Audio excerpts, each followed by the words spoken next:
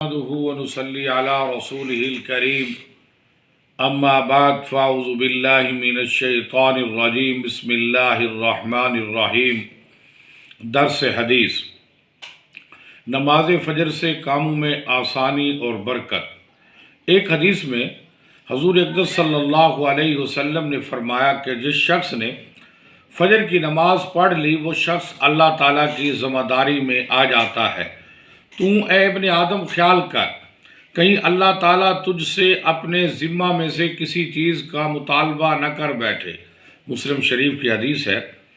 لہذا جو شخص نماز فجر باجماعت ادا نہیں کرتا وہ اللہ تعالیٰ کی ذمہ داری میں بھی نہیں آتا، بلکہ وہ اللہ تعالیٰ کی ذمہ داری سے بہر ہو جاتا ہے۔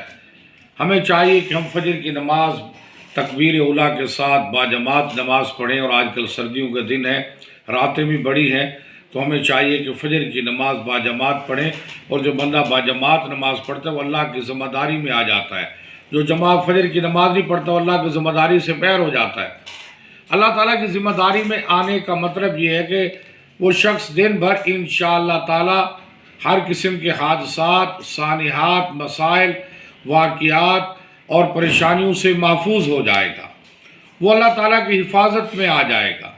اللہ تعالیٰ اس کی حفاظت فرمائیں گے، اس کی مدد فرمائیں گے۔ اس کے تمام کاموں میں اللہ تعالیٰ کی مدد شامل ہوگی۔ دن بھر کے جو بھی کام ہیں اللہ تعالیٰ کی مدد شامل رہے گی جو بندہ فجر کی نماز پڑھتا ہے۔ اللہ ہر قسم کی آفات، بلیات، امراض، سانحات، حادثات سے اللہ اس کی حفاظت فرماتے ہیں، جس کے نتیجے میں اس کو ہر کام میں سہولت اور آسانی میسر ہوگی۔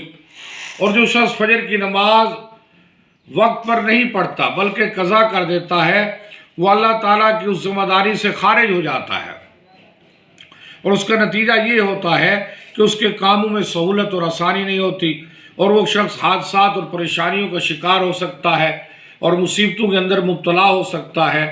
اس سے معلوم ہوا کہ دن بھر کے کاموں کے انجام پانے کے لیے بھی یہ ضروری ہے کہ ہم نماز فجر باجماعت کا اہتمام کریں، تاکہ اللہ تعالیٰ کی امان اور حفاظت میں آ کر ہمارے دین و دنیا کے سارے کام آسان ہو جائیں اور ان کاموں میں خیر و برکت اور راحت و عافیت حاصل ہو۔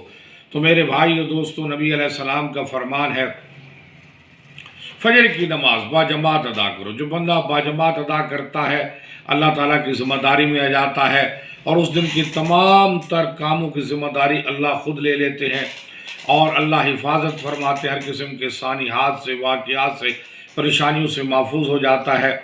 دعا فرمائے اللہ تعالی ہم سب کو فجر کی نماز باجماعت پڑھنے کی توفیق عطا فرمائے۔